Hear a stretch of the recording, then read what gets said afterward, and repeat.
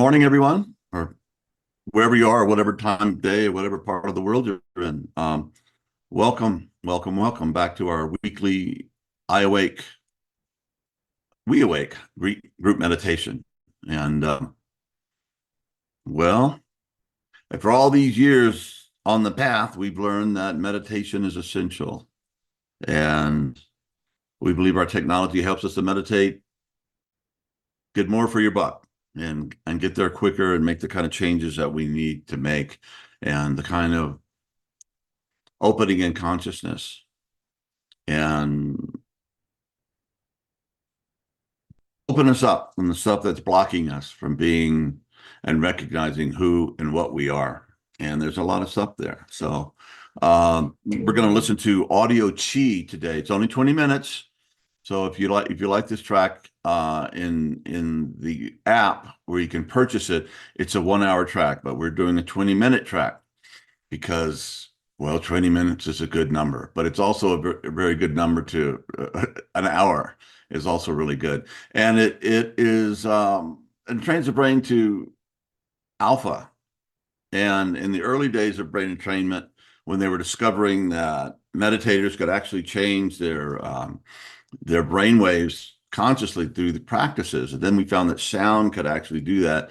Alpha was seen as the kind of the ultimate focused meditation brainwave. So it's a really good brainwave. And this track also uses subtle energies such as chi and, well, subtle energies. There's a lot of, Chinese medicine and religion and spiritual path talks all about it, as well as many other traditions and shamanic traditions around the world.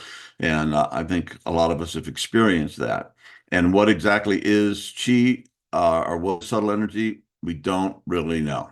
It's a mystery. Just as when you look at electricity, they don't really know what electricity is, but we're pretty sure that it functions and does stuff. It's kind of like that with subtle energy. So know that this is one of the benefits of this particular track. So hence audio chi. So without further ado, let's assume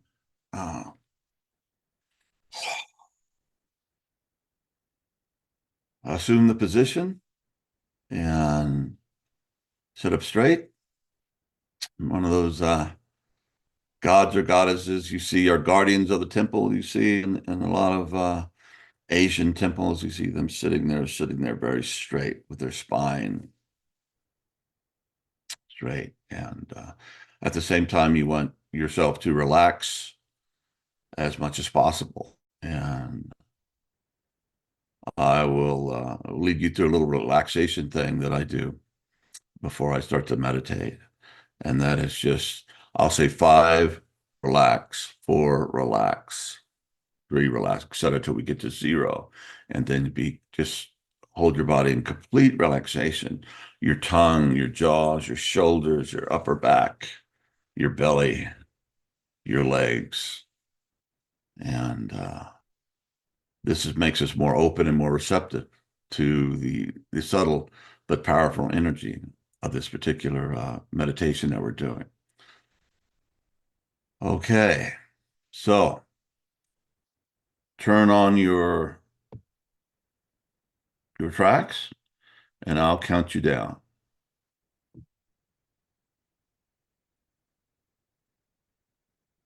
5, relax. 4, relax. 3, relax. 2, relax. 1, relax. 0, complete relaxation.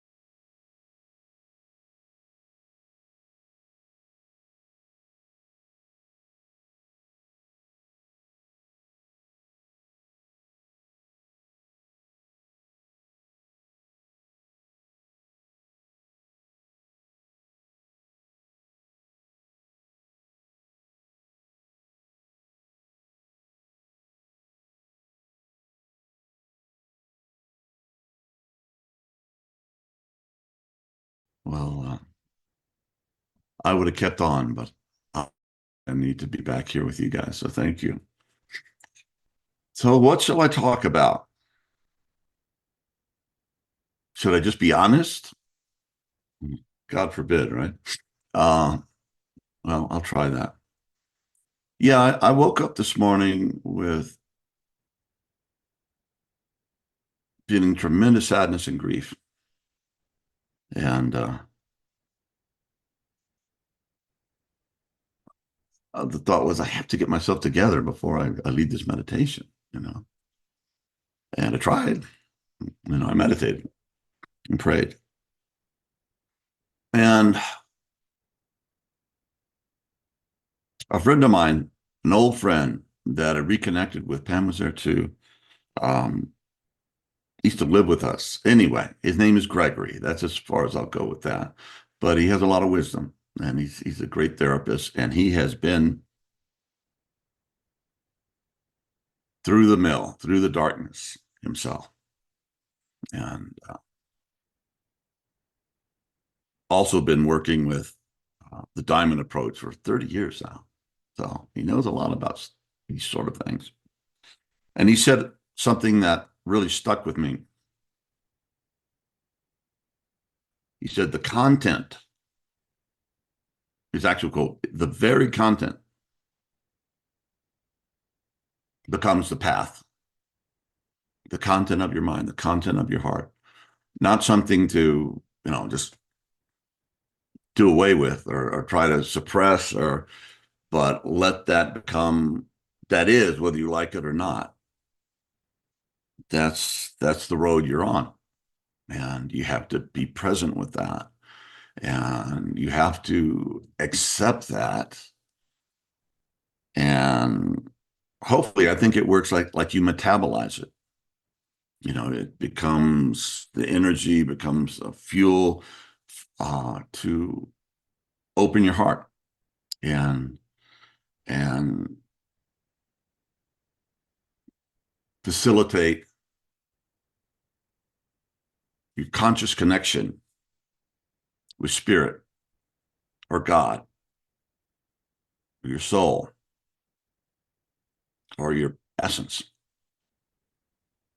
And so, yeah, today I woke up and the war in Ukraine. Uh, my friends in Ukraine, and I have Russian friends too.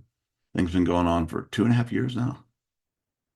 The slaughter is immense, uh, and I can sense, how tired the Ukrainian people are of this, you know, and they live in a democracy, so they get the information.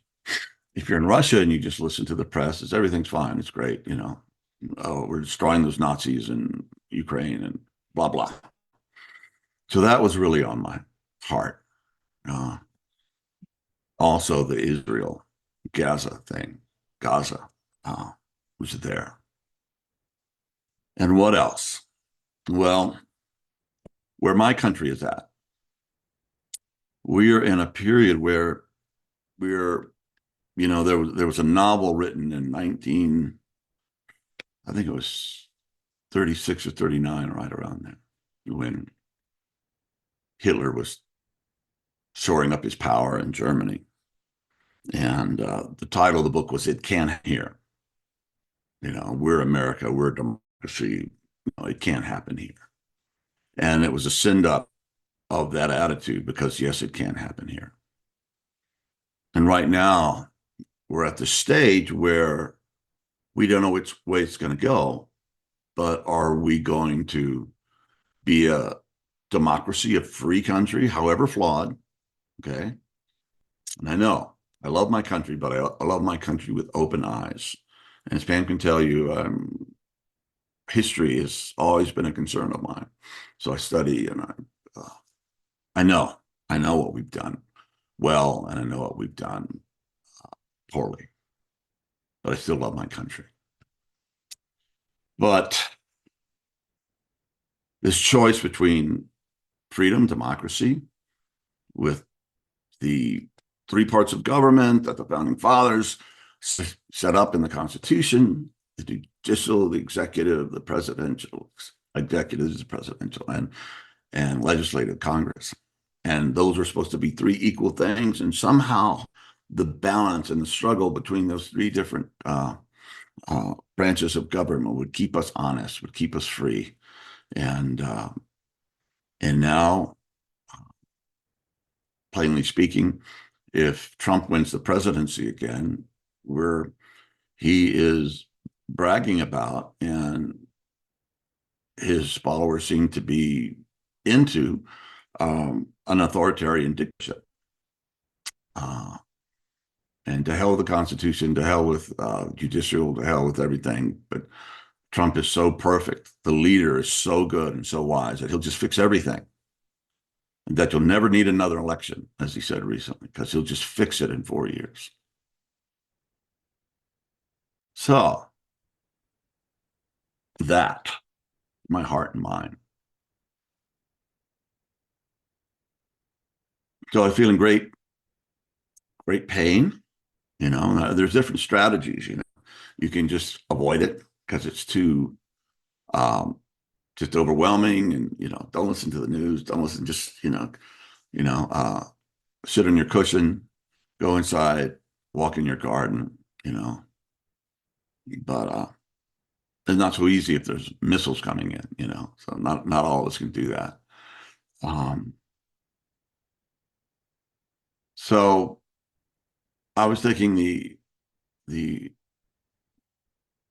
wisdom of my friend Gregory, and just sitting with that and letting that content, that very painful, awful, scary, and when you're in the middle of it, seemingly hopelessness of the whole situation, and just letting that be present. So my work today was to hold that and be present with it. And what did that feel like in my body? Well, it feels like a iron bar of pain across my chest. Yeah. Just said, okay, I'll do that. And I settled into, thoughts and ideas settled down, but just what remained there is the grief and the pain. And it has shifted for me somewhat. I'm in a more peaceful place, and I've embraced it. And again, a wisdom that came to me when I was giving a talk upstairs many years ago with a friend of mine, Leslie Hirschberger. He's an Enneagram guru. Anyway, beautiful person. And the question was, what is God to you? Think about it. That's a big question. It's one of those big, big, big, big, big, big questions that you can probably come up with really good words, or quote scriptures or something like that. But it's not very satisfactory, because it's one of those mysteries that is beyond what we can express, or we have to really work on it. And I know some people that express it really well, that sort of mystery. To the podcast we're doing is a series we call the Wisdom Series. The A.H. Almas is amazing sage, and he writes about these things really, really well. And what's important is that through the words of enlightened teachers, or art or whatever, they're not just words, but they transmit. Okay, they transmit energy. So anyway, in that moment, I was asked, what is God? And this was the answer that I came up with, is that it just came to me, is that God is the light that we find in the darkness. And it was just one of those moments. Everybody went, wow. And I felt, wow. And that has proven to me to be, that's where I find God most of the time is I have to embrace the darkness and the suffering. And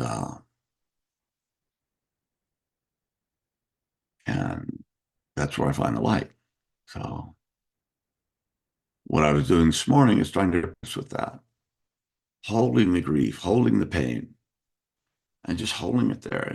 And it centers in my heart. That's how I feel in my body. And just be present with it. And I don't know any, good tricks where you can just, snap it. It just seems like it has to be there. So I'm still in that process, but with sitting with you guys this morning has helped. I feel more at peace with it, more acceptance of it, more of just better now. And I know that, I mean, the people that come to this meditation, you're all very sensitive, intelligent folks, so you wouldn't, waste your time sitting here with other people all over the world and uh, sitting in this sacred space and using this sound technology to center us. And so if you are also bothered by these things, um, in a spiritual sense, just be present with it, okay, and just hold it there. And the avoidance of that can lead to all kinds of problems, you know, depression and addiction and suicide. So learning to be with that pain and realize that pain is not the ultimate state. And I know when you're in that darkness and you're feeling the grief or you're feeling depressed, it feels like that's it. Okay. And that's all there ever will be. And that's why people take their lives because they'd much rather not exist than exist with this kind of pain. And if been there, you know what I'm talking about. I certainly have. So to be present with it, be aware of what the sources are. And those are my three sources I mentioned. I know people say, well, there's all this other stuff going on in the world. I know. But those three things that came to me and made it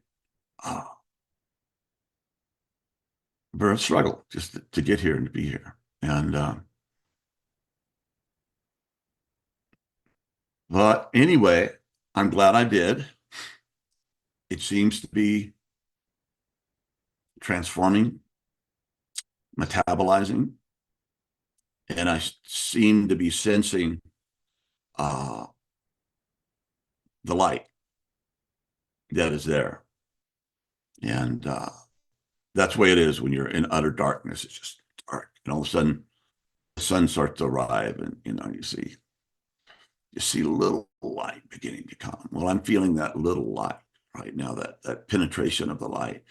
And or when you're in hoarfrost or with frozen snow where you can't see your hand in front of your face, it just seems like you can't see anything. You're just stuck in it. But that eventually the sun begins to come through, the clouds shift, and it begins to lift, and you can start to see. Oh, okay, there it is. Okay, thank you. So I hope this is spoke to some of your conditions and stuff that you're going through in your life. And I, anyway, I cannot be other than honest about where I'm at. But I know that being here and being present with you has helped. And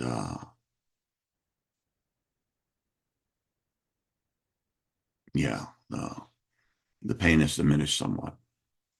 And now I hope I can use, this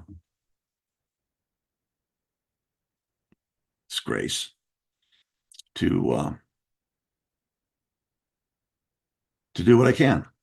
and be present and to follow the still small intuitive voice that lets us know what we're supposed to be doing and how to be present in the world through all of it, through its wonder and its deep, deep, deep, deep tragic aspects. So I don't know if it's a good place to end on tragic aspects. That's what, that's not very good, but there it is. So, yeah, be present, trust the process, and that the darkness is where we find the light, and the light is where we find the life, and the essence, the pure essence of who and what we are, and that is conscious. Okay, at the deepest, deepest part of ourselves, we are pure consciousness. And that manifests itself in many, many, many interesting ways, such as being here right now, inhabiting these bodies and living on where we're living and going through what we're going through in the life. So uh, hold it, deepen, slow the chatter about it, and just feel into it in your body, how that comes to you, and just be present with it. And sometimes it takes a long time. I mean, sometimes, you may have to sit there for a couple hours, you know, meditating and being present and praying and just being with that. And that causes it to shift, to move, to not to cripple you. So, okay, well, thank you. I think I've said more than enough. And I hope it's helpful, you know, where we are at collectively and what we're going through individually. And if you don't feel that, don't worry about it. It'll get there eventually. We will feel it. The more aware we become, more conscious we become of the suffering of others. And that again is the light that we find, or that is darkness in which we find the light. So, thank you.